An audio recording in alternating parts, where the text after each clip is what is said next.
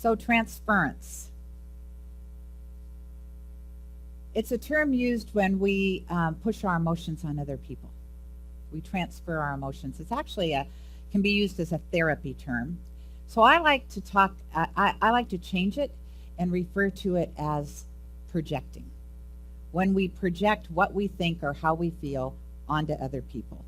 Or when we let other people get under our skin, whether they know it or not, they do something and your whole body goes, oh.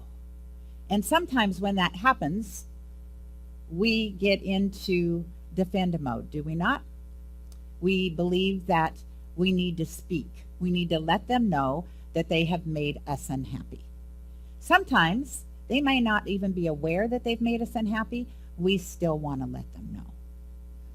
Or at least I do. Maybe you guys are more spiritually advanced than me. I'm still working on that. And yet, transference is about how do we tone that down. So I want to start with the meditation this morning because it was a perfect analogy of how to do that. And what Anna talked about was in the meditation, becoming a mountain. And it made me think of Mount Rainier. Becoming Mount Rainier, because as I'm sure every Washingtonian knows, Mount Rainier makes its own weather. When you see those ventricular clouds up above it, the mountain does that. And that is a good analogy for us and making our own emotions. Right? We make our own emotions. We get to decide in any given moment that we feel good, or we feel angry, or we feel love, or we feel unloved. The choice is always ours. And so like that mountain, it is how do we be with that? Because we don't want to do a spiritual bypass. It's really easy, is it not, to when you're feeling good to just own it, right? You just own that. And when we're feeling bad, especially in this philosophy, we think it's a good idea to just tell oh no, I'm fine. I'm good, thanks for asking. And if you're in any 12-step program, you absolutely know what FINE stands for, so you're not. By virtue of the I'm fine, somebody should probably say, really?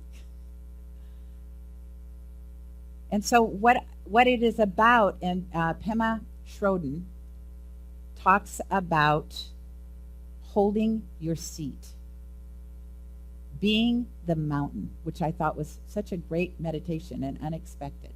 Holding your seat, how do you do that? And one of the ways to do that is quit allowing yourself to be a target. So what do I mean by that? Because if you've got a target on your back, what happens? People are going to shoot arrows at it, right? So if we all believe that we're little energy bunnies, every single one of us, and people feel each other's energies, if you're going to play the blame game or the victim game, that's a target. That is a big target. Whether justified or not, and sometimes it can be self-justified. You can decide, this is the way I'm going to feel right here and right now, and I know that I shouldn't feel like a victim, but I'm going to. Have any of you done that? I'm just going to curl up on the couch. Right? I'm going to curl up on the couch. I'm going to turn on, this never happens to me, but the Hallmark channel. Me, I would be turning on sports, but a lot of people turn on the Hallmark channel, and I am just going to veg out. That is actually taking care of yourself. The person that's not taking care of themselves is the person that gets in that victimhood consciousness and blames everybody, and they don't even understand that there's a different way to be in the world. So I'm not saying that you can't do those things, because to me that's healthy. And what she talks about is taking a seat. So maybe it is on your couch curled up with a blankie. But taking a seat and not denying or suppressing the emotion, but being with it. Allowing yourself to be with it. not blaming anybody else for why you feel this way. I feel angry right now. My emotion, this is the way I feel. I don't have to blame anybody else or any incident for why I feel that way, because truly, I chose to be angry, right? I chose to be angry. And I realized that on Friday, which I didn't get angry, which I was really proud of myself. So on Friday morning, Paul and I came to work because we worked the day after Thanksgiving. And where I live, when you turn to go, because I live on a hill, so there is a street called State Street that is it's like a ski run, like a bunny run, but it's deep. And so I start up the car, maybe paying attention or not, and turn down State Street, and when I go to push on my brakes, they're not working. They're working enough as the car started to slide a little bit into the intersection, and I was thinking, something's wrong with my car. And that's what I said out loud, and my husband, of course, is like, no. I said, no, there's something seriously wrong with the brakes. Now, he said no because this is a 2018 car. There should be nothing wrong with the brakes. What I'm grateful for is the fact I could drive from Kent to Burien, and because it was Black Friday, there was no traffic. So I didn't have to worry about somebody slamming on their brakes in front of me. I didn't have to worry about anything. It was just kind of us on the road by ourselves. And it wasn't how I wanted to start my morning. Had to get on the phone, called, they told me what to do, got a tow truck here, got to ride all the way into North Seattle to my car dealership. Everything's covered. And then he calls me back. This isn't under warranty, Mrs. Dillon. You had a rodent that ate through one of your vacuum hoses in your car. Now, out of all the things that could have happened to me, it was a rodent. And what I thought of was, when I told my husband, is, you're the one that blocked them out of our house, so now they can't get in that warm, comfy little basement during winter, and I swear to God, they know who you are. And so they just went out and ate through the hose in your car. But that was a choice of how I decided to deal with something that now is an expense. I have to pay for it to be fixed. I have to pay for, fortunately I don't have to pay for the towing, but I have to pay for the rental car. And I had two choices there. I could have got angry, or I could have just thought, this is funny when you think about it. And what really made me laugh was 2 years ago in November, in the rental house, is when we had rats show up. So there's something about November and rats and me. And I'm going to stop that energy, whatever that is. I'm going to have a little discussion. Somebody says I should learn to love these little critters. Yeah, no. I'm sorry. I had a mother that used to chase them with a broom. From a small child, I have been, me and rodents, although I love squirrels. So anyway, I digress. But that's an example of where you always have two ways. And it's always choice. And it can be decided in a nanosecond. And that's what Pema talks about when she says taking a seat. Taking a seat to recognize, what is this about? Why am I angry? Maybe somebody says something hurtful. They don't even know it's hurtful. Can you rise above that? Because remember that it is also said that there's one emotion, which is love, one emotion, which is fear. And we're all always seeking one or the other. We're always seeking love, even when it shows up as fear. Because if I'm in fear, what I am seeking is love. I just don't know how to express it. You see kids when they're really little and they act out. What are they trying to do? They're trying to get their parents' attention, right? And if they didn't get their parents' attention, they kept acting out. And they kept acting out right up until they were my age, until they started to decide maybe there's a better way than acting out. And so just to recognize, to take a seat and recognize, and then get into your heart. That 18 inches, get out of your mind, get out of the conversation that you're now having in your head, the little monkey mind that is going on about the other person, place, or thing, and why they've made you angry, and why this, and why that, and a litany. Do you all do that? Have all of those conversations. First of all, if it's that big of a deal, you might want to have the conversation with the person because they don't know what's going on up here, just so you know. But having that conversation with yourself, dropping into your heart, which is a matter of just breathing, and to get there sometimes is to close your eyes and picture somebody that you absolutely love, either somebody in your life. It could be a historical figure. It could be a prophet, something that brings you peace and calm.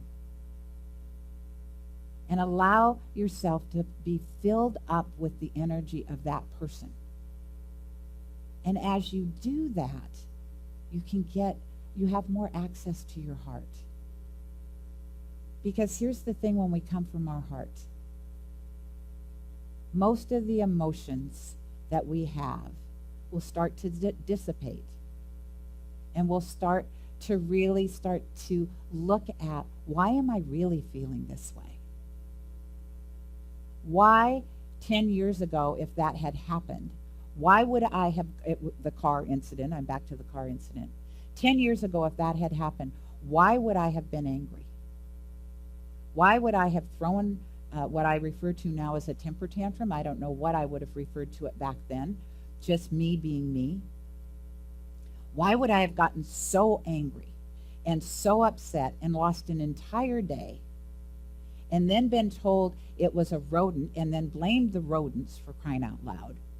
I mean, this was how my mind works. I don't know if you guys have ever done that, but it's everybody else's fault, including animals. It's their fault. How dare them come after my car? And now it's just funny. But that's what happens when we start to get into our heart. And the third step, then, is to really look at, and this one is kind of a difficult pill sometimes to swallow, if you will. So everybody kind of take a deep breath. And then understand that the universe is always for you. Every situation in your life is for you. And that is probably one of the hardest things for me personally to grasp a hold of and say, okay, seriously, especially when we're in the middle of something, right? Universe can't be for me. And yet everything that happens in our life is an opportunity to learn. It's an opportunity for us to rise up and be different. It's an opportunity for us to say, I choose no longer to allow my shadow to drive the bus 24/7. We call it the shadow. The shadow are those personality emotions that tend to keep us stuck. And it can be anger, and it can be rage, and it can be all sorts of different things. And here's the thing. It's part of who you are. Right? So what if you loved that up instead of saying, I'm never going to be angry again? Yes, you are. Yes, you are. I am. So I assume maybe the Dalai Lama is never angry. I don't know. However, most of us, we do the plethora of the emotional spectrum, do we not? The whole scheme of things. It's what makes us human. And so in that is to realize that I'm always at choice. If I'm going to take a seat and decide, am I going to let somebody continually like push a button? Or am I going to let them behave the way they choose to behave and set a boundary on how I'm going to react? Those are the choices we get to make, right? So for absolutely, taking the seat, and the first thing that we want to do when we take that seat, wow, my mind just went blank, I apologize for that, is getting rid of the target, right? Realizing that that's a target that I've set up and that's a target that I can put down. Getting into my heart to decide, how do I want to show up in every given situation? How do I want to show up? Regardless of how all of you behave, no matter what you say to me, good, bad, or indifferent, I still get to choose how I want to show up. That's when you get into your heart.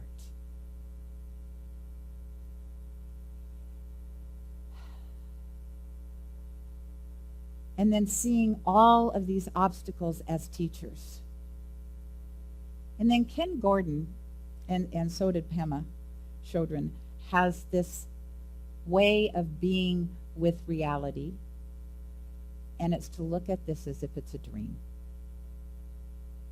To really just think, okay, none of this is real. And it's interesting because I'm reading a book on mastery, and I've shared it before, and I said it's a channeled book by Paul Selig. And it's amazing how when I read that book, when I decide to pick up and read it, that it always aligns with what I'm talking about on Sunday. And they talk about the different dimensions of life and how we put so much reality into this plane. And the truth is, this plane, everything we see, was manufactured by us. By us. And yet what we know in this teaching is there's something bigger than us. It is that God presence. And so when you call that in, and when you become that, then you get less attached to people, places, and things. Right? Because every single one of us is here. Every one of us is God-informed. Every single one of us is trying to do our best. Now think about that when you think about people that are truly at the opposite end of the spectrum in what they believe or what they think. And we had a conversation like that recently. I had a conversation like that with 3 friends over breakfast. And we talked about friends that we have in our life or family in our life absolutely do not think anything like us.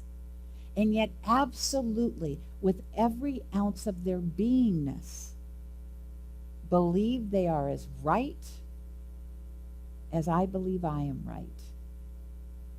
And so what I offer each one of you is somebody needs to take a seat. Not to be wrong, not to acquiesce, not to give up who you are, but to remember that you're God-informed.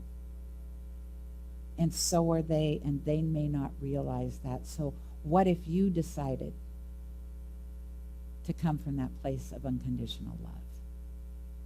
What if you decided, I'm going to put down my target. I'm going to quit making somebody else wrong because they disagree with me. And I'm going to sit in my heart and I'm going to decide, how can I listen? How can I listen without judgment? How can I listen without judgment and not agree? Right? But to have that space of open conversation in our lives with our loved ones and with our families, with this community, I think that is huge for us as individuals. I think everybody I talk to here that has a relationship with somebody in their life that they feel this far apart with, their heart aches to be able to have conversations with them that are meaningful and deep. And what happens is, what we tend to do is say, we're not going to talk about this. We're not going to talk about religion. We're not going to talk about politics. We're not going to talk about whatever. We're going to talk about the safe zone down the middle. How are the Seahawks doing? Oh, good grief. There's a 49er fan in the house. Let me think. What else can I talk about?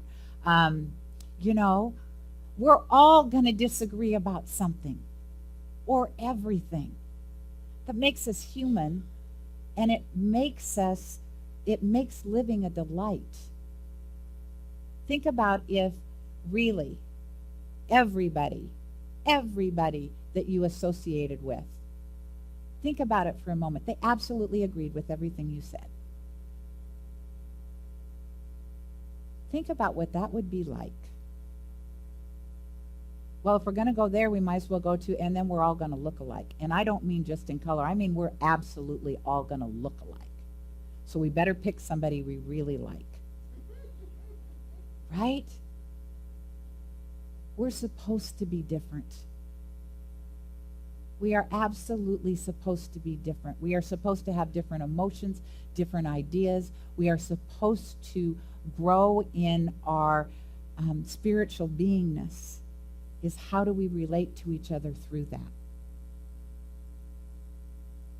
Otherwise, why are we here?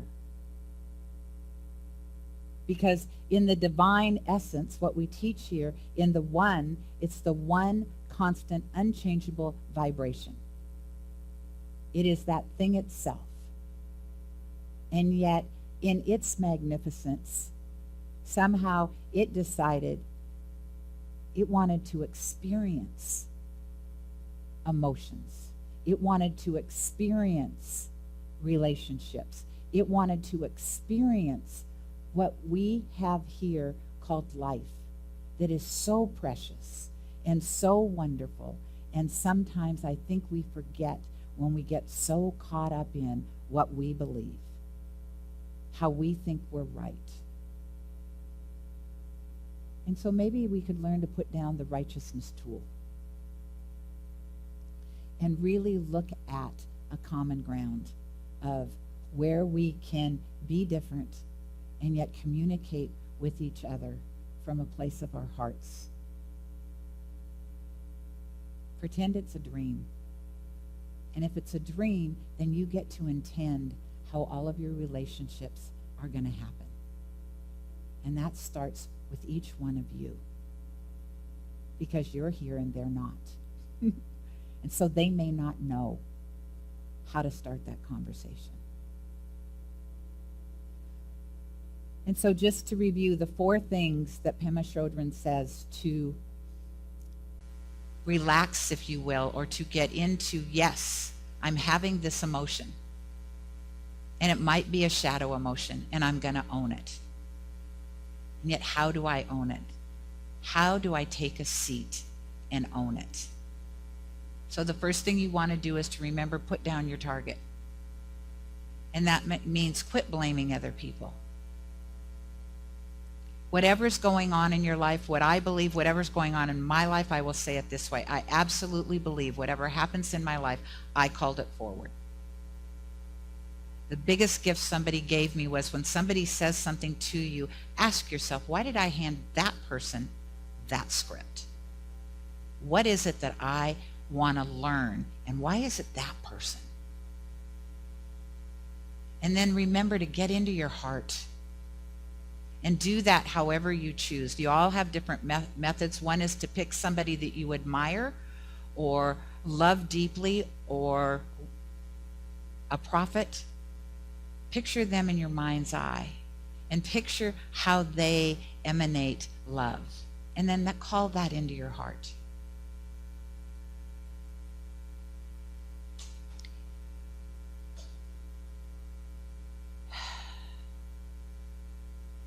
I don't know why I'm having trouble today with remembering these.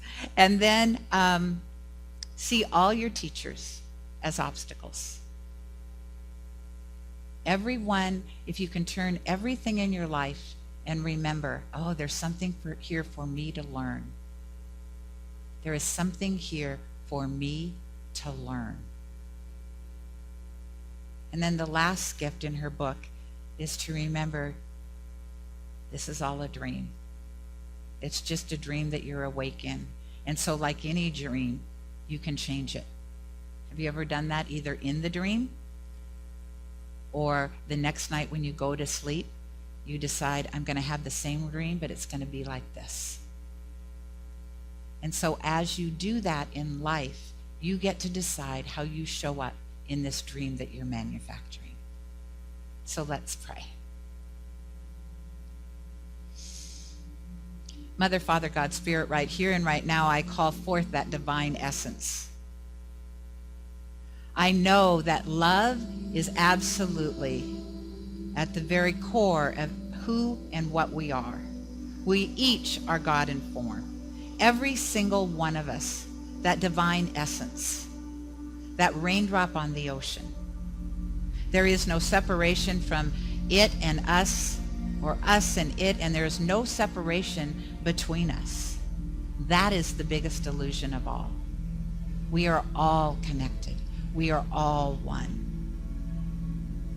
And so it is from that place of connectedness and love and knowingness that I speak my word right here and right now, knowing for each and every one of us that divine idea, that essence of who we are and why we're here. That each one of us at any given moment, when we get in a situation where we really want to react, we can just take a seat. We can put down that emotion of reaction and get into our heart and decide, what is it, who is it, how is it that I want to be in this moment, in this time, in this space. And as we do that, then we can laugh a little to ourselves, or maybe even out loud, at how amazing it is that this teacher has shown up again in our life. And then we breathe into that and just recognize that this life, the one life, like all dimensions of life, in all forms everywhere, it's a dreamlike state. And we get to decide at every moment how we're going to show up, how we're going to play in it. We're the main actor in this dream. So that's the gift we give each other, the knowingness. We are God in form.